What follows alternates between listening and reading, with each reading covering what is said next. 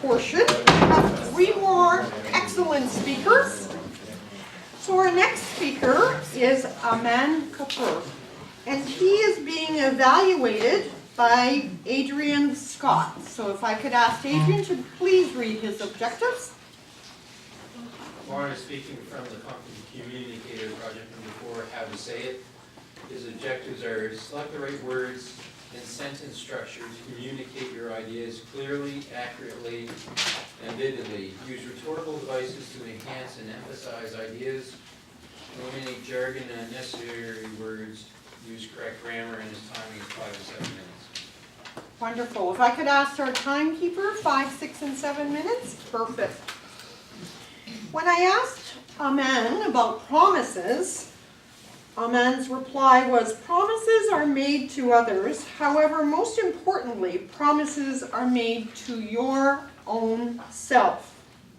Keeping promises can be hard, but that is what makes you strong, credible, and full of integrity. A man is only as good as his word. So join me in welcoming Aman Kapur. Let the heart never fail. Let the heart never fail. Aman Kapur.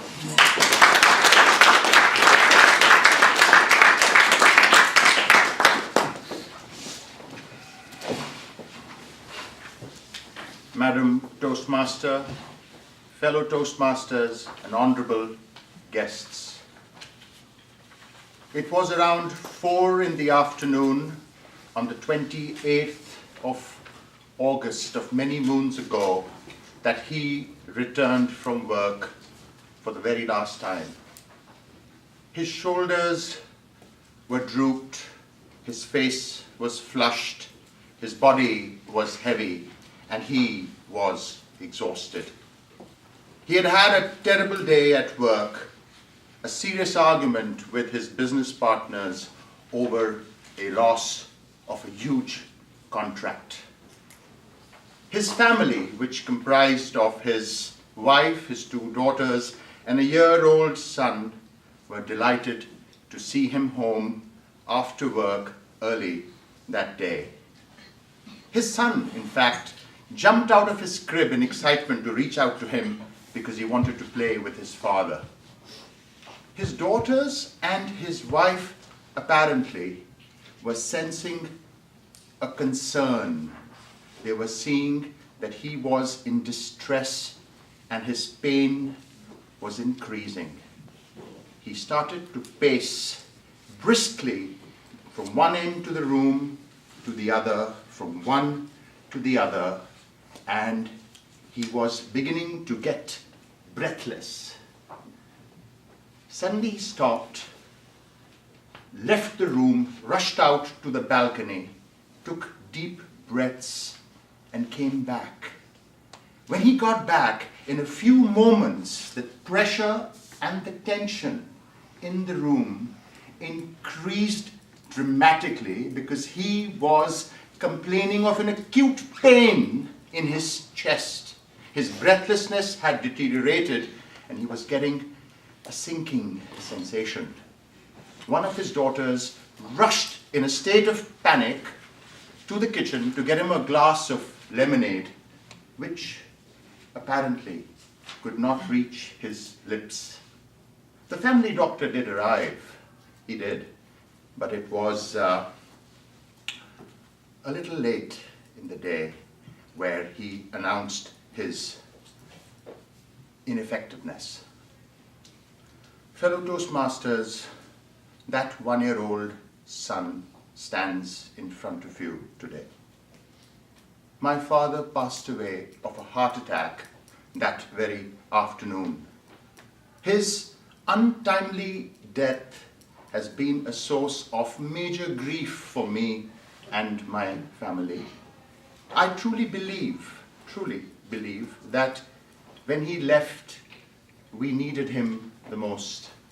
They say he was a fabulous guy, a great human being, an excellent father. He actually taught my sisters how to swim. And here is the irony.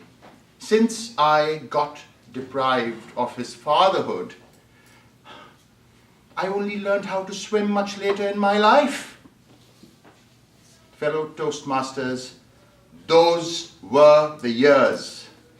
Those were the years when in many parts of the world, heart attacks used to just happen without even knowing how. Those were the years where smoking styles of actors like John Wayne and Humphrey Bogart were imitated fashionably.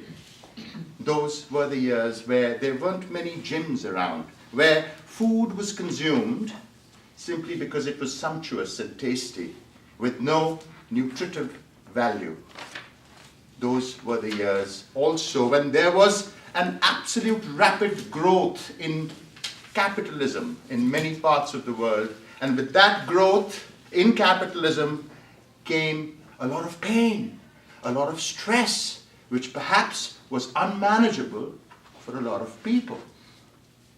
I guess he was right in the center of all these events.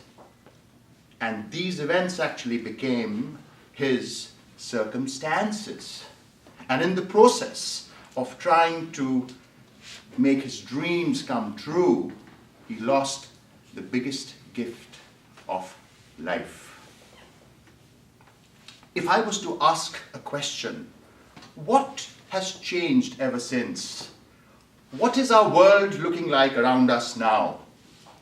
On one hand, there is a lot of stress, a lot of pain, a lot of anguish, a lot of severe competition on the one hand. On the other hand, there is hope, because there is awareness.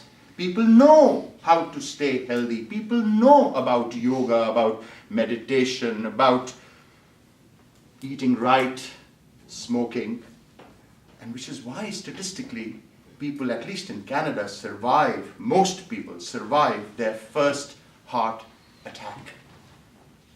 In my personal case, my desire to stay healthy stems from a very interesting relationship that I have with my father, which is very, I would say, emotional and spiritual.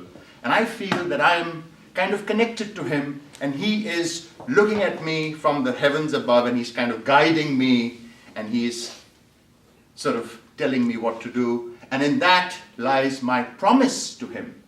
And my promise says that I will try to do whatever it takes to not let history repeat itself.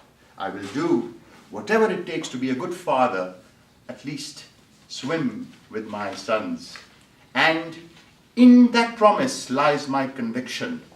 And in that conviction lies that I will do whatever it takes to never let the heart fail.